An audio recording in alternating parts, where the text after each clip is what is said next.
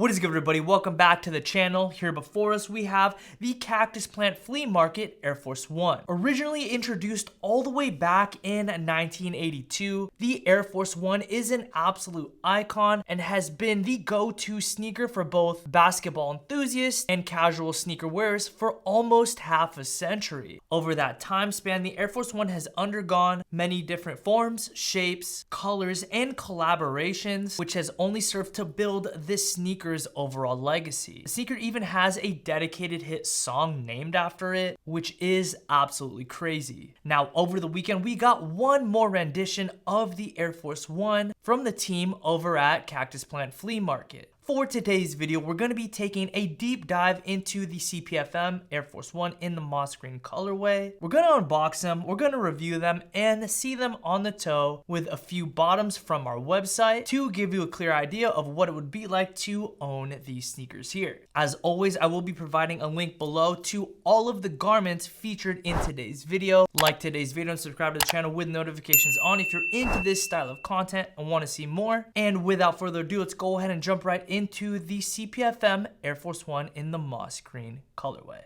Beginning with the unboxing, we have a very distinct and unique box dedicated to this very special Air Force One. I did opt for my true to size, which is a size 9, and I find that they fit just right with a little bit of room in the toe. Getting into the box, we have this really nice dust bag, which is comprised of this really soft terry material featuring really nice contrast branding and embroidery all throughout, and is the perfect size to house the sneakers. Encasing the shoe is this beautiful tissue paper, and now we have the sneaker. I have to say, this moss green colorway is definitely very unique, unlike any other pair of Air Force Ones that I currently own. CPFM has always been known for pushing the barriers of what a sneaker looks like, and this shoe is no exception. The upper is comprised of a base layer that is a super soft tumble leather with self fabric overlays all throughout in the form of the swoosh, the text that goes over the swoosh, and for the back heel tab. One thing worth mentioning is the fact that the shoe is not completely tonal all the way throughout, as the shoe does feature different hues of green.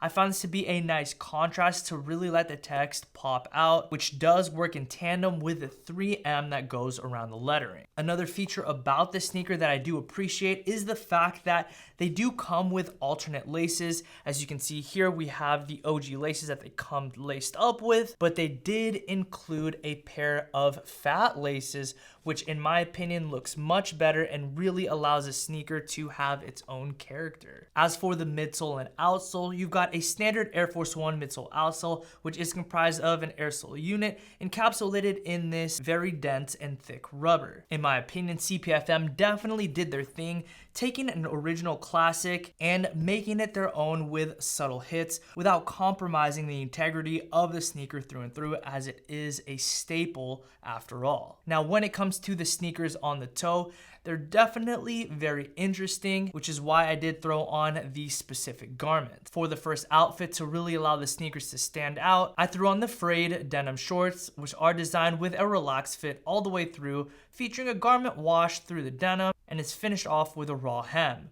This pair specifically is very nicely weighted, which speaks into its structure and quality. For this pair, I do recommend going true to size, which is what I did, and I find they fit great. And with those, I tossed on the everyday hoodie, which is an absolute staple for me because it is just so versatile, which is perfect for the very, very loud nature of the color of these sneakers. Going true to size for the hoodie will produce an oversized fit, very comfy, very cozy for this 100% brushed fleece cotton hoodie. For this next look, I threw on the perfect boxy tee and paired that with the G03 denim. Recently restocked, both pieces are perfect to style with really any type of sneaker, but what's great about this pair specifically is the fact that it is very subdued, allowing for the sneakers again to really stand out. The perfect vintage tee is a custom developed vintage inspired t-shirt that features a relaxed and boxy fit, and it's constructed from a 180 GSM cotton jersey fabric. Again, went true to size with the size medium, find it fits great, which takes us to the G03.